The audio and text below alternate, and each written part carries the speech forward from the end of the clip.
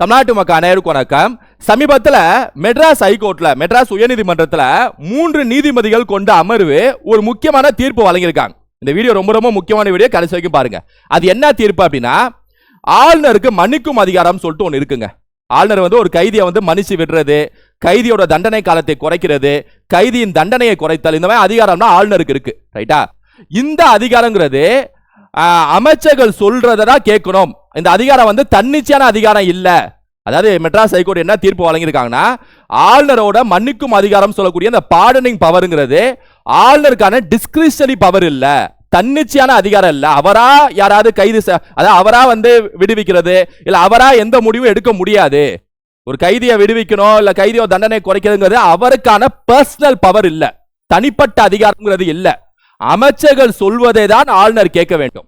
அமைச்சர் என்ன சொல்றாங்களோ அது ஆளுநர் கேட்கணும் அப்படின்னு சொல்லிட்டு ஒரு முக்கியமான தீர்ப்பை வழங்கியிருக்காங்க. அமைச்சர் இந்த கைதியை விடுவிச்சிருக்கன்னு சொல்லிட்டு சொல்றாங்க அப்படின்னா அது ஆளுநர் சைன் போடணும். அமைச்சர்கள் அதாவது மாநில அரசு அரசு அமைச்சர்கள்னா அரசாங்கத்தை சொல்றேன், மாநில அரசாங்கத்தை சொல்றேன். மாநில அரசு ஒரு கைதியோட தண்டனை காலத்தை குறைங்கன்னு சொன்னா ஆளுநர் அதை கேட்கணும், கையெழுத்து போடணும். அது ஏன் இந்த தீர்ப்பு வழங்கியிருக்காங்க அப்படின்னா, இப்ப ரீசெண்டா மாநில அரசு என்ன செய்யறாங்கன்னா, ஸ்டேட் கவர்மெண்ட் தமிழ்நாடு கவர்மெண்ட் என்ன செய்யறாங்கன்னா, அதாவது என்ன சொல்றது, சிறையில் இருக்கக்கூடிய கைதிகள் இருப்பாங்களா, அந்த கைதிகள்ல ஒரு சில நபர்களை விடுவிச்சலாம்னு நினைக்கிறாங்க, ஒரு சில நபர்களோட தண்டனை காலத்தை குறைக்கலாம்னு நினைக்கிறாங்க. அப்படி ஒரு லிஸ்ட் ரெடி பண்ணி ஆளுநருக்கு அனுப்புறாங்க. ஆனா ஆளுநர் அதுக்கு கையெழுத்து போடல, அதை கொஞ்சம் தட்டி கழிச்சு கொண்டு போயிட்டு இருக்கான்னு வச்சுங்களேன். இதனால மாநில அரசு என்ன செய்யறாங்கன்னா, என்ன நாங்க பாட்டுக்கு விடுவிக்கலாம்னு நினைக்கிறோம், அந்த கைதியை தண்டனை காலத்தை குறைக்கலாம்னு நினைக்கிறோம், இதுக்கெல்லாம் கையெழுத்து போட மாட்டேங்கிறாருன்னு சொல்லிட்டு ஹைகோர்ட்ல பெட்டிஷன் ஃபைல் பண்றாங்க. இந்த மாதிரி ஆளுநர் எதுவும் செய்ய மாட்டேங்கிறாரு, ஆக்ஷன் எடுக்க மாட்டேங்கிறாருன்னு சொல்லிட்டு ஹைகோர்ட் பெட்டிஷன் ஃபைல் பண்றாங்களா, அதுக்கான தீர்ப்பு தான் இப்ப வந்திருக்கு. என்ன சொல்லிட்டாங்க அப்படின்னா, அப்பெல்லாம் ஆளுநர் எந்த ஆக்ஷனும் எடுக்காம சும்மாலாம் இருக்க முடியாது. அமைச்சர்கள் என்ன சொல்றாங்களோ, யாரை விடுவிக்கணும்னு சொல்றாங்களோ, தண்டனை காலத்தை யாரை குறைக்கணும்னு சொல்றாங்களோ அவங்கள நீங்க கையெழுத்து போட்டே ஆகணும்னு சொல்லிட்டு மெட்ராஸ் உயர்நீதிமன்றம் இப்ப தீர்ப்பு வழங்கியிருக்காங்க. ஆல்ரெடி ஆர்டிகல் இருக்கு, அதை சுட்டி காட்டி தீர்ப்பு வழங்கியிருக்காங்க. அது என்ன ஆர்டிகல்ங்கிறதையும் பார்த்துருவோம். ஏன்னா எப்பவுமே ஒரு கரண்ட் இஷ்யூ பொறுத்த வரைக்கும் ஏதாவது வருது அப்படின்னா நம்ம ஃபுல்லா படிக்கிறோம், ரிவிஷன் பண்றோம், டெஸ்ட் போடுறோம், ப்ரீவியஸ் கொஸ்டின்லாம் பார்க்குறோம், அதெல்லாம் ஓகே தான். இந்த மாதிரி சோஷியல் இஷ்யூ கரண்ட் இஷ்யூலாம் வருதுன்னா அந்த இஷ்யூ சம்பந்தப்பட்ட பின்னணி என்ன, ஆர்டிகல்ஸ் எல்லாம் தெரிஞ்சுக்கணும். வெறும் கரண்ட் அஃபேர்ஸ் மட்டும் படிச்சா போதும் இல்ல, கரண்ட் இஷ்யூவை படிக்கணும். ரைட்டா? ஆர்டிகல் 163 ரொம்ப ஃபேமஸான ஆர்டிகல். இந்த 163 என்ன சொல்லுதுன்னா, governor should act on the aid and advice of ministers னு சொல்லுது. ஸ்டேட் மினிஸ்டர்ஸ், மாநில அமைச்சரவை சொல்வதை தான் ஆளுநர் கேட்க வேண்டும் சொல்லுது. மன்னிக்கும் அதிகாரம், அத மன்னிக்கும் அதிகாரம் மட்டும் இல்ல, மன்னிச்சு விடுறது, அவசர சட்ட அதிகாரமே, ஆளுநரோட சட்ட அதிகாரமே, ஆளுநரோட நிர்வாக அதிகாரமே, ஆளுநர் எதை செஞ்சாலும், அதாவது அவரோட அதிகாரத்திலிருந்து ஆளுநர்ங்கிற நபர் எதை செஞ்சாலும் மாநில அரசு என்ன சொல்லுதோ அதன்படிதான் ஆளுநர் செயல்பட வேண்டும். எதை செஞ்சாலும் மாநில அரசு கேட்கணும். அதாவது governor should act on the advice of minister. இதுதான் ஆர்டிகல் 163 சொல்லுது. இதே பிரசிடென்ட்டுக்கும் இருக்கும், அது ஆர்டிகல் 74ல இருக்கும். President should act on the advice of central ministers, union ministers.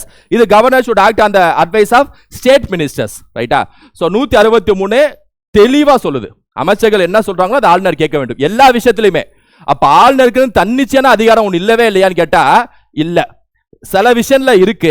ரைட்டா? அதை நம்ம சொல்றேன் நானு. இருந்தாலும் ஃபர்ஸ்ட் இந்த 163 நம்ம தெளிவா புரிஞ்சுக்கணும். ரைட்டா? அதே மாதிரி இப்ப நீங்க இன்னொரு கேள்வி வரும், என்ன கேள்வி அப்படின்னா, இந்த ஆளுநர் மன்னிக்கும் அதிகாரம் சொல்றீங்களா சார், ஒரு கைதியை மன்னிச்சு விடுறது, தண்டனை காலத்தை குறைத்தல், இதெல்லாம் எந்த ஆர்டிகல்ல பேசியிருக்காங்க அப்படின்னு சொல்லிட்டு ஒரு கேள்வி வரும். ஆர்டிகல் 161 ரொம்ப ஃபேமஸான ஆர்டிகல்.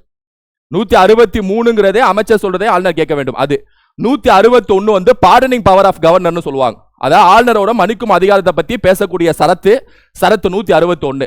அதுல மன்னிச்சு விடுறதுங்கிறது சும்மா மன்னிச்சு விடுறது மட்டும் இல்ல, 5 விஷயம் பேசியிருப்பாங்க. அதுல 5 விஷயம் சொல்லியிருப்பாங்க. அதுல ஒண்ணு பார்டன், அதாவது மன்னிச்சு விடுறது. ஒரு கைதி இருக்காங்க அப்படின்னா அவங்க அப்படியே வீட்டுக்கு போப்பா அப்படின்னு சொல்லிட்டு அனுப்பி விடுறது, அதான் பார்டன் சொல்லுவாங்க. ரைட்டா? அப்படியே தண்டனையை முழுசா நீக்கிறது, அதான் தண்டனையை மன்னித்து விடுதல் அர்த்தம், அதாவது பார்டன் சொல்லுவாங்க. அப்புறம் கம்யூட்டேஷன், தண்டனையை குறைத்தல். கம்யூட்டேஷன் என்ன அப்படின்னா, இப்போ தூக்கு தண்டனை ஒரு கைதிக்கு போட்டிருக்காங்கன்னு வைங்களேன், அந்த தூக்கு தண்டனை ஆயுள் தண்டனையா மாத்துறது, அதாவது அந்த தண்டனையோட தன்மையை மாத்துறது, தன்மையை குறைக்கிறது, நேச்சரை குறைக்கிறது. ரைட்டா? பனிஷ்மெண்ட்டை குறைக்கிறது, பனிஷ்மெண்டோட அந்த நேச்சரை குறைக்கிறது, தூக்க ஆயுளா மாத்துறது. இந்த மாதிரி விஷயம் கம்யூட்டேஷன் சொல்லுவாங்க, அதாவது தண்டனையை குறைத்தல்னு சொல்லுவாங்க. மூணாவது என்ன அப்படின்னா ரெமிஷன். ரெமிஷன் என்ன அப்படின்னா, ஒரு கைதிக்கு ஒரு தண்டனை காலம் கொடுத்துருப்பாங்க, 18 வருஷம் ஆயுள் தண்டனை அப்படின்னா அந்த காலத்தை குறைக்கிறது. 18 வேணா 10 வருஷம் அப்படின்னு சொல்லி 10 வேணாம் 7 வருஷம் அப்படின்னு சொல்லிட்டு தண்டனையோட காலத்தை குறைத்தால் அது ரெமிஷன், தண்டனையோட தன்மையை குறைத்தால் அது கம்யூட்டேஷன். அப்படியே வீட்டுக்கு போன அமுச்சு விட்டா பாடன். இதெல்லாமே கவர்னரோட பார்டனிங் பவர்ல இருக்கக்கூடிய டைப்ஸ் வகைகள். அதே மாதிரி ரெஸ்பைட் அப்படின்னு ஒன்று இருக்கு. ரெஸ்பைட் இதெல்லாம் ஆங்கிலத்தில் இங்கிலீஷ்ல ஞாபகம் வச்சுங்க தமிழ் மீடியம் ஸ்டூடெண்ட்ஸ். ஏன்னா தமிழ்ல பொறுத்த வரைக்கும் அப்படியே தமிழ்ல மாத்திருப்பாங்க. ரெஸ்பைட் அப்படின்னா தண்டனையை மாற்றுதல். அதாவது இப்ப சிறையில வந்து பிரெக்னன்ட் உமன் இருப்பாங்க, ரைட்டா, கர்ப்பிணி பெண்கள் இருப்பாங்க, இல்லைன்னா மாற்றுத்திறனாளிகள் இருப்பாங்க.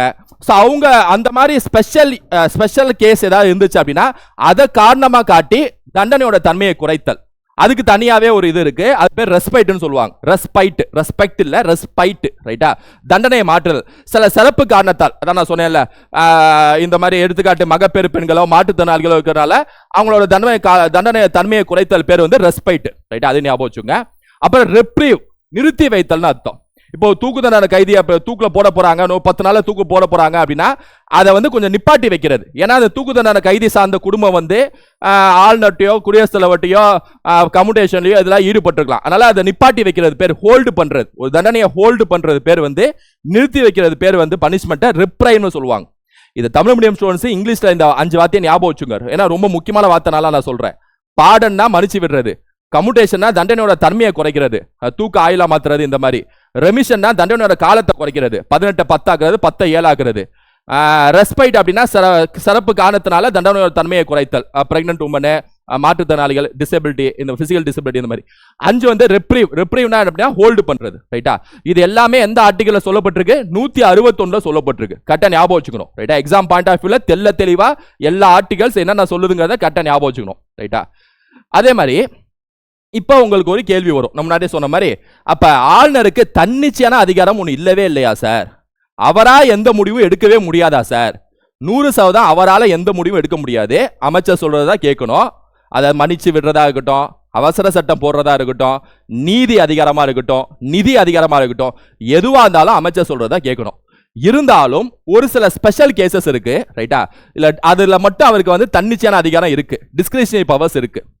எப்ப அப்படின்னா, இப்போ தொங்கு சட்டமன்றம் வந்துருச்சு, ஒரு எலெக்ஷன் நடக்குது, எலெக்ஷன்ல யாரும் மெஜாரிட்டி வரல, ரைட்டா. அப்ப மெஜாரிட்டி இல்லாம ஒரு எம்எல்ஏக்கள்லாம் இருக்காங்க சட்டமன்றத்தில் அப்படின்னா தொங்கு சட்டமன்றம், அங்கு அசம்பிளின்னு சொல்லுவாங்க. அப்ப மெஜாரிட்டியை நிரூபிக்கிறதுக்கு எம்மா கூட்டணி எல்லாம் போடுறீங்களா அப்படின்னு சொல்லிட்டு ஆளுநர் உள்ள வந்து அதுல தலையிடலாம். அதுல தலையிட தான் முடியும் தவிர கூட்டணி மற்ற விஷயம் எல்லாமே அந்த கட்சி தான் முடிவு எடுப்பாங்க. இதுவும் டிஸ்கிரிஷனரி பவர்ங்கிறது உள்ள வந்து அதை சேர்த்து வைக்கிறது, ரைட்டா. அது அந்த மாதிரி தொங்கு சட்டமன்றம் வந்துச்சுன்னா ஆளுநர் உள்ள குதிச்சு அதுக்கான தன்னிச்சை அதிகாரத்தை வந்து நிலைநாட்டலாம், ரைட்டா. அப்படி இல்லை அப்படின்னா இன்னொரு கேஸ் இருக்கு. இப்ப ஒரு மசோதா ஆளுநருக்கு வருது அப்படின்னா, ஒரு மாநில மசோதா வருது அப்படின்னா ஆளுநர் பொறுத்த வரைக்கும் கையெழுத்து போடலாம், ரிஜெக்ட் பண்ணலாம், இல்ல மாநில சட்டமன்றத்துக்கு அனுப்பி வைக்கலாம், ரைட்டா. அதாவது ரீகன்சிடர் பண்ணுங்கன்னு சொல்லிட்டு அனுப்பி வைக்கலாம். 4ஆவதா இன்னொன்று இருக்கு, பிரசிடென்ட்டுக்கு அந்த மசோதாவை வந்து ரிசர்வ் பண்ணி வைக்கலாம், அதாவது பிரசிடென்ட்க்கு அனுப்பி வைக்கலாம். ஏன்னா அந்த மசோதா ஒருவேளை கான்ஸ்டிடியூஷனுக்கு எதிராக இருந்தாலோ, சட்டத்துக்கு எதிராக இருந்தாலோ, அரசியலமைப்பு சட்டத்துக்கு எதிராக இருந்தாலோ, கான்ஸ்டிடியூஷன் கொஸ்டினபிளா இருந்தாலோ அவர் பிரசிடென்ட்டுக்கு அனுப்பி வைக்கலாம். இது ஆளுநருக்கான தன்னிச்சை அதிகாரம். அது reservation of bill for president அப்படின்னு சொல்லக்கூடிய இது. அப்புறம் ஆர்டிகல் 356, அதாவது 356 இந்த மாநிலத்தில் போடுங்க அப்படின்னு சொல்லிட்டு பிரசிடென்ட் ஆளுநர் வந்து சொல்லலாம், ரைட்டா. அதுவும் சும்மா சொல்ல முடியாது, அதுக்கு ஒரு கேஸ் இருக்கு, நான் சொல்றேன், ரைட்டா. சரி, இந்த மாதிரி 3 விஷயத்துல வந்து ஆளுநருக்கு வந்து டிஸ்கிரிஷனரி பவர்ஸ் இருக்கு. எக்ஸாம்ல கேட்டா ஞாபகம் வச்சுங்க, வேற எந்த விஷயத்துக்கும் இல்ல. இந்த 3 தவிர வேற எந்த விஷயத்துக்கும் இல்ல. அமைச்சர் சொல்றதா ஆளுநர் கேட்க வேண்டும், மற்ற எல்லா விஷயத்துக்கும். இந்த 3க்கு மட்டும்தான். இல்ல நல்லா ஞாபகப்படுத்தி பாருங்க, ஞாபகம் வச்சுங்க. ஹங் அசம்பிளிங்கிறது கவுன்சில் ஆஃப் மினிஸ்டர்ஸ் இல்லாதப்ப, அமைச்சரவை இல்லாதப்ப. அப்ப அமைச்சரவை இருக்கிற வரைக்கும், அமைச்சரவைன்னு ஒன்று 5 வருஷம் இருக்கிற வரைக்கும் ஆளுநர் அமைச்சரவை சொல்றதை தான் கேட்க வேண்டும், ரைட்டா. ஆர்டிகல் 163 தெளிவா சொல்லுது. ஸோ இதை ஞாபகம் வச்சுங்க. அதே மாதிரி அடுத்து நம்ம வந்து ஆளுநரை பற்றிய ஒரு சில டேட்டாஸ் வந்து கூடுதலாக நம்ம படிச்சுக்கணும், தெரிஞ்சு வச்சுக்கணும், ரைட்டா. தெரிஞ்ச விஷயம் தான் நான் திரும்ப பார்ப்போம். ஆளுநரை பொறுத்த வரைக்கும் ஒரு மாநிலத்தின் பெயரளவு தலைவர்னு சொல்லுவாங்க, நாமினல் ஹெட்னு சொல்லுவாங்க. எக்ஸிக்யூட்டிவ் தான், நாமினல் எக்ஸிக்யூட்டிவ்னு சொல்லுவாங்க. ரியல் எக்ஸிக்யூட்டிவ் உண்மையான தலைவர் ஒரு மாநிலத்தில் யார் அப்படின்னா முதல்வர் தான். முதல்வர் தான் எல்லா முடிவும் எடுப்பார், அதான் ஆளுநர் கையெழுத்து போடுவார். இப்படிதான், அதனால தான் பெயரளவு தலைவர்னு சொல்லுவாங்க ஒரு மாநிலத்தோட ஆளுநர். இதே பிரசிடென்ட் வந்து nominal head of the India, ரைட்டா, ஒட்டுமொத்த கண்ட்ரிக்கு. அங்க ரியல் ஹெட் யார், இந்தியாவுக்கு ரியல் ஹெட் யார் அப்படின்னா பிரதமர். மாநிலத்தில் உண்மையான தலைவர் யார் அப்படின்னா முதல்வர். ஆளுநர் வந்து பகுதி 6ல ஆளுநரை பத்தி பேசியிருக்காங்க. அம்பேத்கர் வந்து பகுதி 6ன்னு சொல்லிட்டு ஒதுக்கீடு செஞ்சிருக்காரு.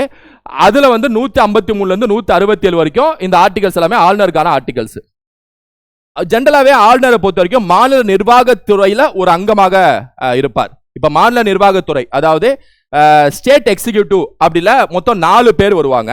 ஒரு நபர் வந்து ஆளுநர், இன்னொரு நபர் முதல்வர், இன்னொரு நபர்கள் வந்து அமைச்சர்கள், 4ஆம் நபர் வந்து சட்ட ஆலோசகர் அட்வொகேட் ஜெனரல். இதுவே எக்ஸாம்ல கேட்பாங்க. ஸ்டேட் எக்ஸிகியூட்டிவ்ல யார் யாரெல்லாம் வருவாங்கன்னு சொல்லி கேட்பாங்க. இந்த 4 நபர்களை ஞாபகம் வச்சுங்க. ஆளுநர் ஒருத்தவர். 7வது சட்ட திருத்தம் ஒன்று பண்ணாங்க. 1956ல பண்ணாங்க. நேரு ஆட்சி அப்ப, ஜவஹர்லால் நேரு ஆட்சி இருந்தப்ப 7th கான்ஸ்டிடியூஷன் அமெண்ட்மெண்ட் காங்கிரஸ் ஆட்சியில. அதுல என்ன செஞ்சாங்க அப்படின்னா, ஒரு ஆளுநர் 2 அல்லது மேற்பட்ட மாநிலங்கள்ல ஆளுநர் பதவியை வகிக்கலாம் அப்படின்னு சொல்லிட்டு ஒரு எக்ஸ்ட்ரா விஷயத்தை சேர்த்தாங்க. இப்போ ஒரு ஆளுநர் இருக்காருன்னா ஒரு ஸ்டேட்ல ஆளுநரா இருக்கலாம், இன்னொரு ஸ்டேட்டையும் பார்த்துக்கலாம், இன்னொரு ஸ்டேட்டையும் பார்த்துக்கலாம். அது மாதிரி வந்து இந்த மாதிரி விஷயம் வந்து 7th அமெண்ட்மெண்ட்ல சொல்லப்பட்டிருக்கு. அதையும் ஞாபகம் வச்சுங்க. ஆளுநரை பொறுத்த வரைக்கும் டைரக்ட் எலெக்ஷனா இன்டைரக்ட் எலெக்ஷனான்னு சொல்லிட்டு ஒரு கேள்வி வரும். 2 எலெக்ஷனுமே இல்லை. அவர் நேரடியாகவும் தேர்ந்தெடுக்கப்பட மாட்டார், மறைமுகமாகவும் தேர்ந்தெடுக்கப்பட மாட்டார். Neither direct election neither direct election not indirect election. அப்ப எப்படி தேர்ந்தெடுக்கப்படுவார் அப்படின்னா, மத்திய அரசால் நியமிக்கப்படுவார்.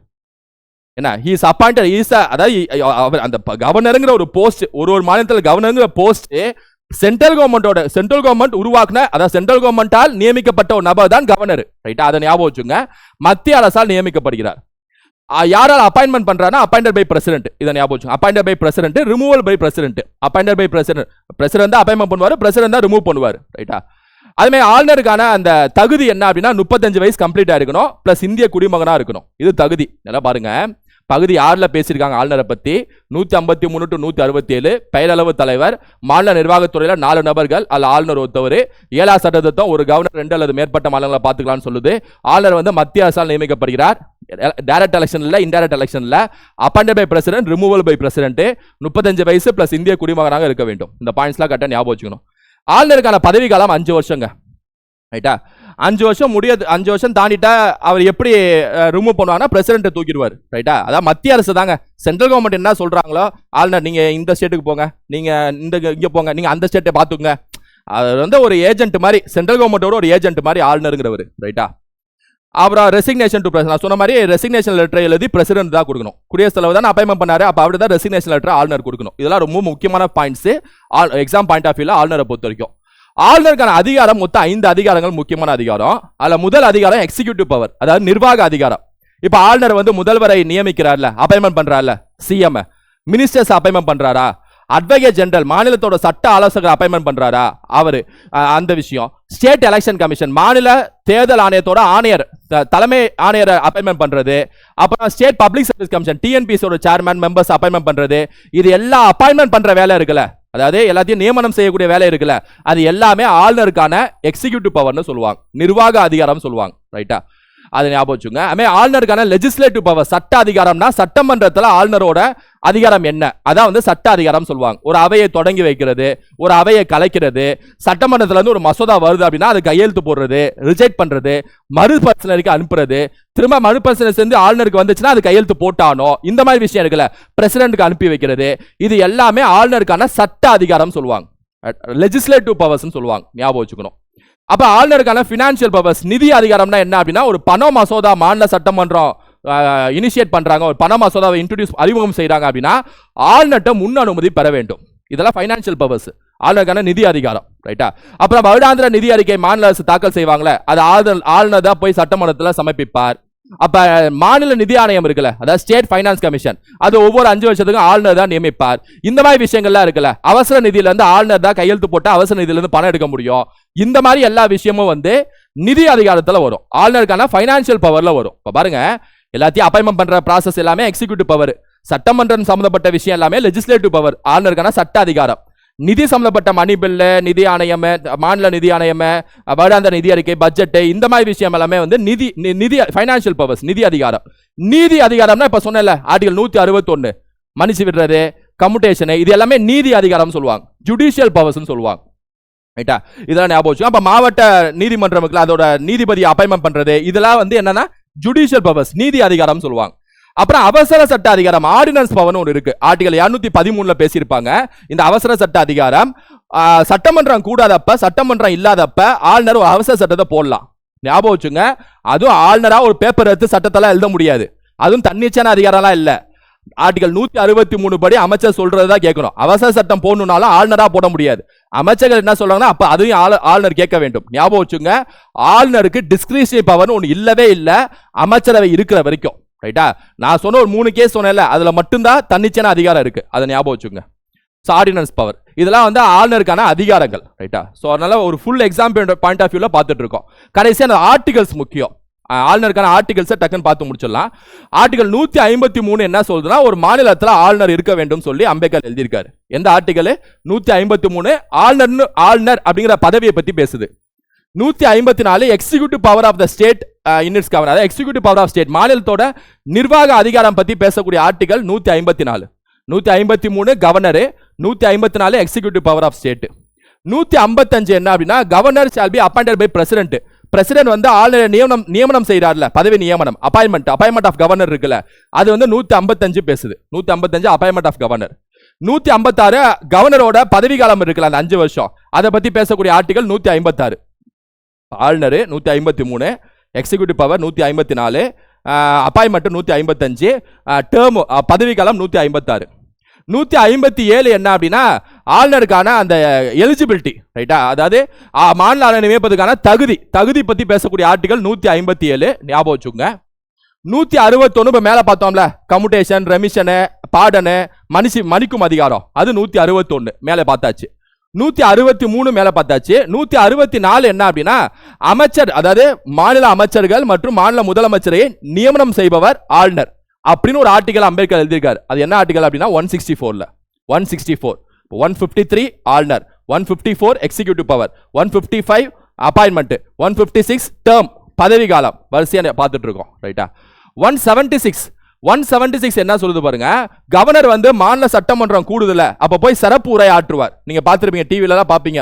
முன்னாள் கவர்னர் RN ரவி இருந்தப்ப போய் பேசுற மாதிரி, அதாவது ஃபர்ஸ்ட் ஆரம்பத்தில் பேச ஆரம்பிப்பாரு, டக்குன்னு அது ஒரு சர்ச்சை வரும், டக்குன்னு கிளம்பி போவார். இதெல்லாம் பார்த்துருப்பீங்களா? அதெல்லாம் வந்து 176 ஆளுநர் வந்து ஒரு ஃபர்ஸ்ட் செஷன் அவை கூடுறப்ப ஒரு சிறப்பு உரை ஆற்ற வேண்டும், ஸ்பெஷல் அட்ரஸ், அது வந்து 176 சொல்லுது. 200 என்ன சொல்லுது அப்படின்னா, மாநில மசோதா வருது அப்படின்னா அது ஆளுநர் என்னென்னலாம் செய்யலாம், கையெழுத்து போடுறது, ரிஜெக்ட் பண்றது, அந்த மாதிரி அதிகாரம் இருக்குல்ல, அது 200 சொல்லுது. ஆர்டிகல் 200 அதை பத்தி பேசியிருக்காங்க. ஆர்டிகல் 201 என்ன சொல்லுது அப்படின்னா, சில கான்ஸ்டிடியூஷனுக்கு எதிராக இருக்கக்கூடிய சில சட்டங்கள் இருந்துச்சுன்னா அது பிரசிடென்ட்க்கு அனுப்பி வைக்கலாம்ல, ரிசர்வேஷன் ஆஃப் பில், அது வந்து 201 பேசுது. இந்த 200 201 ஜோடியா ஞாபகம் வச்சுங்க. 200 ஆளுநர் என்ன செய்யணுங்கிறத பேசுது, 201 குடியரசுத் தலைவருக்கு அனுப்பி வைக்கலாங்கிறத பேசுது. 213 ஆர்டினன்ஸ் பவர் பார்த்தோம்ல, அவசர சட்டம் ஏற்றலாம் சொல்லக்கூடிய அதிகாரம் ஆளுநருக்கு, அது 213 பேசுது. 233 வந்து மாவட்ட நீதிபதிகள் வந்து நியமனம் செய்யக்கூடிய அதிகாரம் ஆளுநருக்கு தான் இருக்கு, அது 233 பேசுது. 217 என்ன அப்படின்னா, appointment and conditions of service for high court judges starting the appointment by the president, இது வந்து ஆர்டிகல் 217 பேசுது. ரைட்டா? சோ பாருங்க, ஆர்டிகல்ஸ் பார்த்தாச்சு, அதிகாரங்கள் பார்த்தாச்சு, கீ பாயிண்ட்ஸ், ஆளுநருக்கான இன்ட்ரோ, பதவி காலமே, தகுதி என்ன, அதெல்லாம் பார்த்தாச்சு. ரைட்டா? பிளஸ் இந்த விஷயத்தை பத்தியும் பார்த்து, கரண்ட் இஷ்யூவை பத்தி பார்த்தாச்சு. இல்ல லாஸ்டா ஒரு விஷயத்தை சொல்லிட்டு நான் முடிக்கிறேன். இது சம்பந்தப்பட்ட வழக்குகள் ரொம்ப முக்கியம். இப்ப ஆர்டிகல் 163 பின்பற்ற வேண்டும், அதானே? 163 என்ன சொல்லுது, மாநில அமைச்சர்கள் சொல்வதை ஆளுநர் கேட்க வேண்டும் சொல்லுதா? இது சம்பந்தப்பட்ட 2 வழக்கு ஞாபகம் வச்சுங்க. இந்த விஷயம் மாநில அமைச்சர்கள் சொல்றது ஆளுநர் கேட்கணும் அப்படின்னு சொல்லக்கூடிய இந்த விஷயத்துக்கு 2 வழக்கு ஞாபகம் வச்சுங்க. ஒன்னு மருராமு கேஸ். மருராமு கேஸ் வந்து 1980 இருக்கக்கூடிய ஒரு கேஸ். இந்த கேஸோட ஜட்ஜ்மெண்ட் சுப்ரீம் கோர்ட்ல என்ன கொடுத்தாங்கன்னா, இதே தான் கொடுத்தாங்க. என்ன கொடுத்தாங்க அப்படின்னா, அமைச்சர்கள் சொல்றதை ஆளுநர் கேட்க வேண்டும் சொல்லி சொன்னாங்க. அவன் Shamsher Singh as a state of Punjab 1974, இந்த கேஸும் வந்து அமைச்சர் சொல்றதை ஆளுநர் கேட்க வேண்டும் சொல்லக்கூடிய அந்த டிஸ்கிரிஷனரி பவர் இருக்குல்ல, தன்னிச்சையான அதிகாரத்தை பத்தி பேசக்கூடிய 2 கேஸ் எக்ஸாம்ல கேட்பாங்க. தன்னிச்சையான அதிகாரத்தை பத்தி பேசக்கூடிய வழக்குகள் என்ன, வழக்கு என்னன்னு கேட்பாங்க. இதை 2 பாத்தீங்கன்னா அடிச்சிருங்க. ரைட்டா? நம்ம ஃபேமஸான பொம்மை வழக்குன்னு ஒரு வழக்கு இருக்கு. 1994 பொம்மை கேஸ்னு ஒன்று இருக்கு. அது வந்து ஆர்டிகல் 356 வந்து தவறுதா பயன்படுத்தக்கூடாது, பிரசிடென்ட் ரூல், ஆளுநர் ஆட்சியை, குடியரசுத் தலைவர் ஆட்சியை தவறா பயன்படுத்தக்கூடாதுன்னு சொல்லக்கூடிய ஒரு கேஸ், பொம்மை கேஸ். 1994 ரொம்ப ஃபேமஸான கேஸ், 356 ஸ்டேட் எமர்ஜென்சிக்கான கேஸ். இது நபாப் ரபியா கேஸ் 2016. இது என்ன அப்படின்னா, ஆளுநருக்கான சட்ட அதிகாரம் இருக்குல்ல, அதுல நிறைய வந்து அவருக்கு கட்டுப்பாடு இருக்கு. அதுலயே அமைச்சர் சொல்றதை ஆளுநர் கேட்கணும், சட்ட அதிகாரத்துல மீற முடியாது. அது சம்பந்தப்பட்ட வழக்கு என்ன அப்படின்னா, நபாப் ரபியா கேஸ் 2016. இந்த 4 வழக்குகள் கரெக்டா ஞாபகம் வச்சுங்க. ரைட்டா? ஸோ இதான் இந்த விஷயம். இந்த வீடியோவில் ஆளுநரை பற்றி ஃபுல்லாக பொழந்து கட்டியாச்சு, ஃபுல்லாக பார்த்தாச்சு, ஆர்டிகல்ஸ் பார்த்தாச்சு, அதிகாரங்கள் பார்த்தாச்சு, பதவி காலம், அது இன்ட்ரோ பார்த்தாச்சு, இந்த கேஸ் இஷ்யூ எல்லாமே பார்த்தாச்சு. ரைட்டா? ஸோ இந்த வீடியோ யூஸ்ஃபுல்லாக நினைக்கிறேன். உங்கள் ஃப்ரெண்ட்ஸை ஷேர் பண்ணுங்க. இதே மாதிரி இன்னொரு வீடியோவில் சந்திப்போம். Thank you students.